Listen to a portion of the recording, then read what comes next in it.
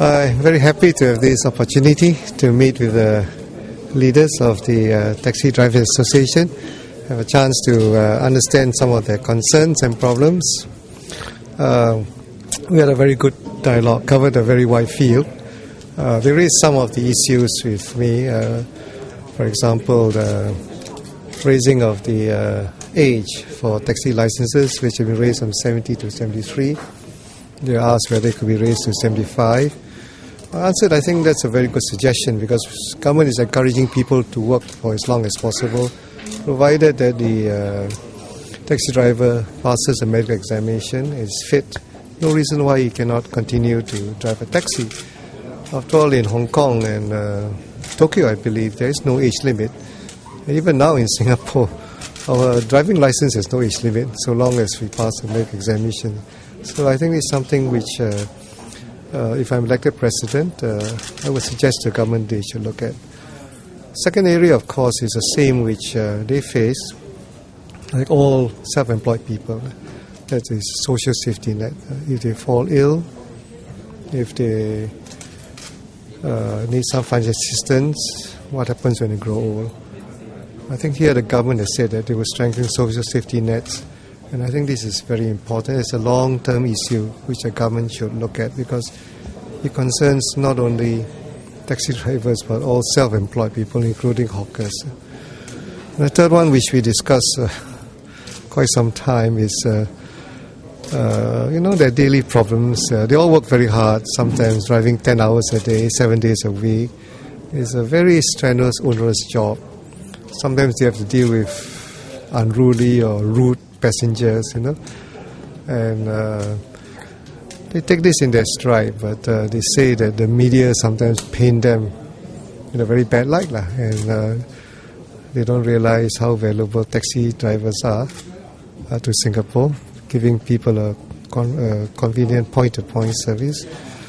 And I hope that maybe some way could be found to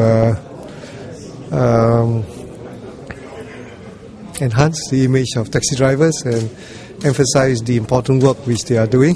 So I suggested maybe we should have a National Taxi Drivers Day Award for people who are taxi drivers who have done exceptional service or done something special, and get the media to highlight it, because I think the media needs good stories, and this is one way to elevate the taxi driver profession. So these were the main points which were covered during the hour-long dialogue I had with them.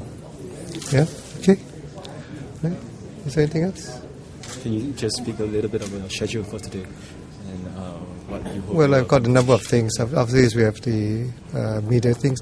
Let me just say that I've and also some visits this evening, but I've also been informed that Mr. Lim Swee Say has just given a press conference where he announced that 75% of the unions on a bottom-up basis has endorsed me. I'm very grateful for that, particularly as this is not a top-down decision and he's left it to the unions.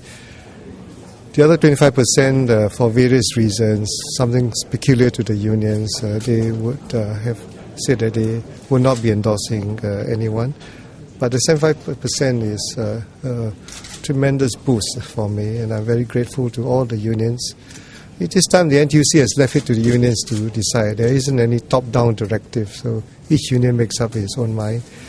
And 75%, I think, is an enormously encouraging factor. I understand that Mr. Lim Swee Say cited a number of reasons why the unions feel that they should endorse me. One is, as head of state, for the president, I'm able to, with my experience, I'll be able to enhance the image of Singapore on the global stage and meet with world leaders, because I've been in government for a long time, private sector, and that's very important. Secondly, of course, my concern about jobs in this economic downturn, I've come back to this again and again. But it's very important because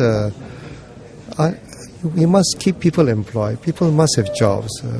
Whether it's taxi drivers or manufacturing or service industry, this is fundamental. So I think the unions are very concerned also with their members being able to keep employment.